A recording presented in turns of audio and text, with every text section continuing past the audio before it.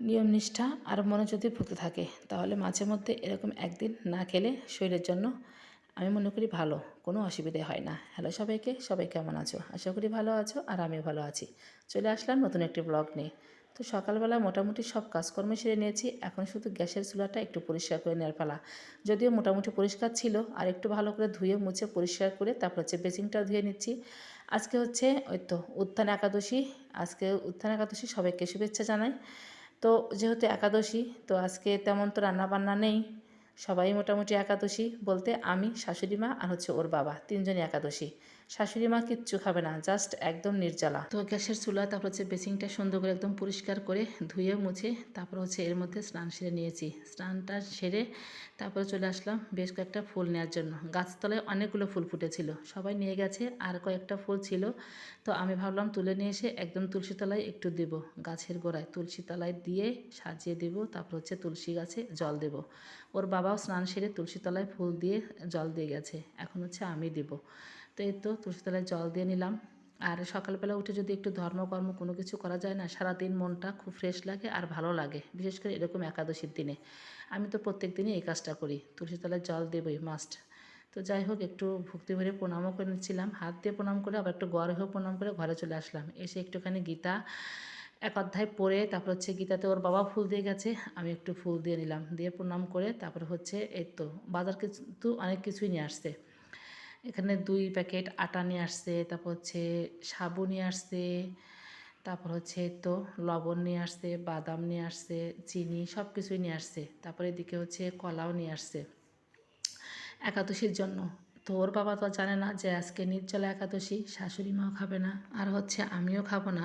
তো যাই হোক, সব কিছুই গুছিয়ে রাখছিলাম আর চিন্তা ভাবনা করছিলাম যে ওর বাবা যদি কিছু খায় তাহলে ওকে কিছু বানিয়ে দেব।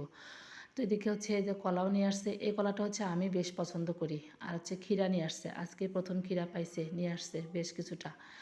আর এই কলা আমার কাছে বেশ ভালো লাগে, আর এই কলাটা কিন্তু অনেক মিষ্টি। এই কলার মধ্যে কিন্তু অনেক রকম ভাগ থাকে, এক একটা এক এক রকম। তো এই সবুজ কালারের কলাটাই বেশি ভালো লাগে। তো সবজিগুলো একদম গুছিয়ে রাখছিলাম আর একটু চিন্তা ভাবনার মধ্যে আছিলাম। তো এর মধ্যে ভাবলাম যে বেলা অনেকটাই হয়ে গেছে, ছেলে মেয়ের জন্য সিদ্ধ ভাত বসিয়ে দিই, যেহেতু ওরা দুজন একাদশী করেনি, ওরা হচ্ছে ছোটো মানুষ আর ওদের অনেক কষ্ট হয়ে যায়। এমনিতে একাদশীর দিন ওদের একটু খাবার কষ্টই হয়ে যায়। তো যাই হোক, একটু সিদ্ধ দিয়ে ভাত বসিয়ে দিচ্ছিলাম, আলু সিদ্ধ, পেঁপে আর হচ্ছে মিষ্টি কুমড়া, সাথে ঘি দিলে ওরা হচ্ছে অনেক সুন্দর করে ভাত খেয়ে নেয়। তো যাই হোক, দুপুরে একটু কষ্ট করে খাবে, তারপর হচ্ছে রাতে গিয়ে যাই হোক ওদের পছন্দ মতো কিছু রান্না করে দেবো। তো অনেকক্ষণ পর, ভাত হবার অনেকক্ষণ পর ওর বাবা হচ্ছে দুপুরবেলা এখন বলছে কি খাবো, বলছে রুটি খাবে। আমি বললাম আজকে ভালো একাদশী, রুটি খাইও না, যেহেতু সাবু নিয়ে আসছো, আজকে সাবুটাও অনেক ভালো। তো এখন পর্যন্ত আমিও কিছু খাইনি, দুপুর ওই প্রায় 1টার মতো বাজে। তো দেখা যাক সারা দিন থাকতে পারি কি না, অবশ্যই থাকতে পারবো। তো যাই হোক, ওর জন্য একটু সাবু দিয়ে খিচুড়ি রান্না করে দিচ্ছিলাম। আবার এটাকে সাবুর পোলাও বলা যায়, সবজি পোলাও। তো যাই হোক, বাঁধাকপি, ফুলকপি, মিষ্টি কুমড়া, আলু দিয়ে সুন্দর করে একদম ভাজি করে নিচ্ছিলাম। তো জিরা ফোড়ন দিয়ে দিয়েছি তেলে, আর কাঁচামরিচ কুচে দিলাম। এখন হচ্ছে হলুদ দিয়ে লবণ দিয়ে ভালো করে একটুখানি নাড়াচাড়া করতেই দেখি একটুখানি জল উঠে গেছে। তো যাই হোক, আমি আর ঢাকা দিয়েই এমনিতেই সিদ্ধ হয়ে গেছে সবজিগুলো। এখন দিয়ে দিব এই তো সাবুগুলো, ভিজে রেখেছিলাম অনেকক্ষণ, প্রায় 1 ঘন্টার মতো। আর সাবুগুলো এত ভালো কি বলবো। তো যাই হোক, আজকে এই সাবুগুলো প্রথম রান্না করলাম, এর আগে হচ্ছে এই সাবু রান্না করিনি, এর আগে হচ্ছে দেশি সাবু রান্না করেছি। আর পোলাওটাও খেতে মনে হয় অনেক ভালো হয়েছিল। এর মধ্যে কিন্তু আদা কুচিও দিয়ে দিয়েছি। তো হালকা একটু জল দিয়ে ঢেকেছিলাম, এখন একটু চিনি দিয়ে দিলাম স্বাদের জন্য।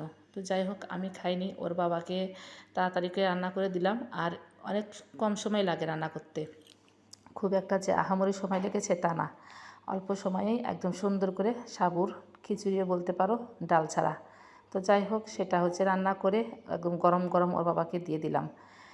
কালারটা দেখে বুঝতে পারছিলাম যে অনেক মজা হয়েছে।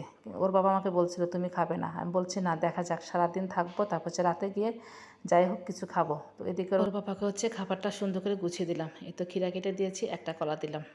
তো যাই হোক, ধর্মকর্ম তেমন কিছু জানি না, বুঝি না, এর ওর থেকে শুনি, যতটুকু পারি ততটুকুই করার চেষ্টা করি, জানি না সঠিক হয় না ভুল হয়। তো যতটুকুই করি একটু ভক্তি ভরে মন ভরে নিষ্ঠাভাবে করার চেষ্টা করি। তো যাই হোক, এই তো বিকেলবেলা কলা আর হচ্ছে আপেল নিয়ে আসছে। আজকের ভিডিওটা পর্যন্তই। ভিডিওটা ভালো লাগলে অবশ্যই লাইক কমেন্ট শেয়ার দিয়ে পাশে থেকো।